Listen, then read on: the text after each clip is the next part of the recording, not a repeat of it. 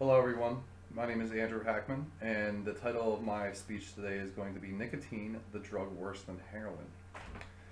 Um, when is the last time that you've heard of someone that said a hypodermic needle felt good as they injected themselves?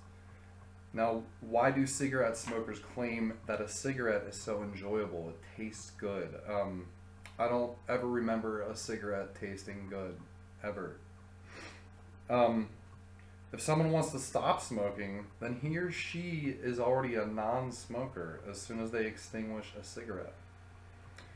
They simply make the choice to light another cigarette and continue the addiction process. Rather than trying to scare people into not smoking, there is so much medical research to inform people of the benefits of not smoking that heavily outweighs the continuation of smoking. Now, I've selected a brochure here. Now, this is actually published by the American Heart Association. So there's a lot of really good information on here, medical research, studies, and things that tell you about some of the effects of smoking on your body, tells you about some of the benefits of not smoking, and it's a very motivational type of brochure.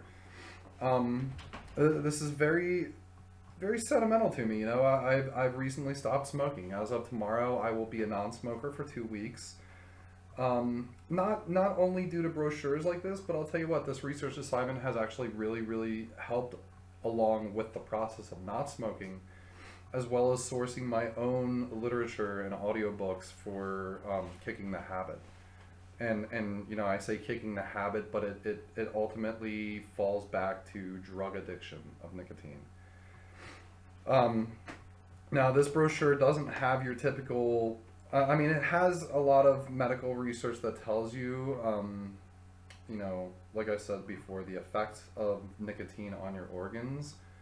But it's not like a typical scare tactic type of brochure. It's just full of information on hey, this is what we found, and this is what happens when you stop. And it's very, it doesn't really push people into persuading them to stop smoking. It's just more or less um, a very supportive type of brochure.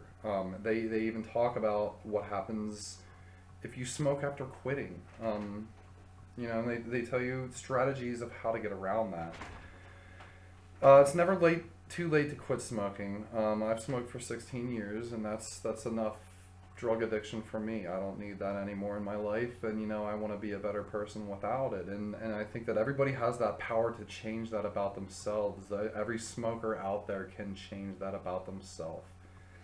Um, it's not that people are weak-willed or narrow-minded who smoke. It actually takes a lot of physical lung capacity to be able to cope with the smoke in your lungs. It took a lot of work to become addicted because they taste awful. So it's not like people are weak who smoke. It's a drug addiction. It really is. Not something that's easily cured. Smoking harms every single organ in your body. Everything is affected by it. You see firemen going into a house to rescue people in a burning building, and they put on respiration masks because the smoke inhalation in a burning building could kill them instantly. So why would you deliberately put the smoke into your lungs? I just, anywho, um, now this brochure, I spoke a little bit about being very supportive. Now it says also, it gives some strategies here. What happens if I smoke after quitting? And it's just very helpful. It says, this doesn't mean that you're a smoker again. You do something now to get back on track. It's just occupy your mind. Try to do something besides smoking. Don't blame yourself or punish yourself. You're still a non-smoker because you've still chosen to be a non-smoker. And one slip up isn't going to be the end of the world. Just try not to do it. Think about what triggered this smoking of the cigarette. Why did you do it? And think to yourself, how can I change my situation next time to not slip up and not light a cigarette? Sign a contract with yourself. I'm a non-smoker. It's not too hard. Now,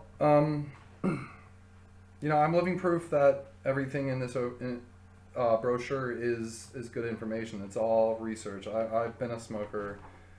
Um, I'm in the midst of kicking the habit. It's not an easy task, but at the same time, if you put your mind to it, you can accomplish it. It's not the most difficult thing in the world.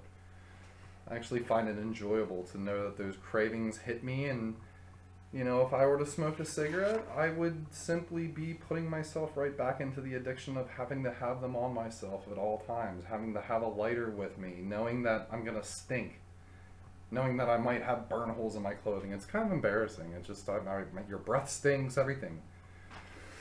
Now, there's a lot of good literature. I sourced out some literature myself. There's a book written by Alan Carr. It's called The Easy Way to Quit Smoking. It's published by Penguin, and it's a #1 best-selling book for decades now. It's outsold Harry Potter. It's translated in like 50 some odd languages. It's available wherever for whoever, and it took me about 3 times of listening to this book, and it, whatever it takes, the third time I was convinced that I didn't need them. After you quit, sense of smell, sense of taste, everything will return. Your breathing, you'll be able to run up a flight of steps without wanting to fall over, coughing, choking, and spluttering because you have all the smoke in your lungs. You don't have to worry about the nicotine feeding you to keep you awake and getting tired and non-energetic when you don't have it. You don't have to worry about that anymore. No, I don't really believe in medications, any kind of smoking cessations, any kind of nicotine replacement. I don't really think that it's a good idea to replace the drug with the drug. So if somebody's going to quit smoking, they just put them down. Just stop doing it. Cold turkey is the best medication. So in conclusion, if someone's deciding to take the plunge as a non-smoker, I applaud them. There are many clinics available. There's hypnosis sessions available. There are many different forms of help out there. So, besides tasting awful and smelling bad, everybody, like I said, had to work physically to cope with the foul smell, the foul taste, and to become addicted.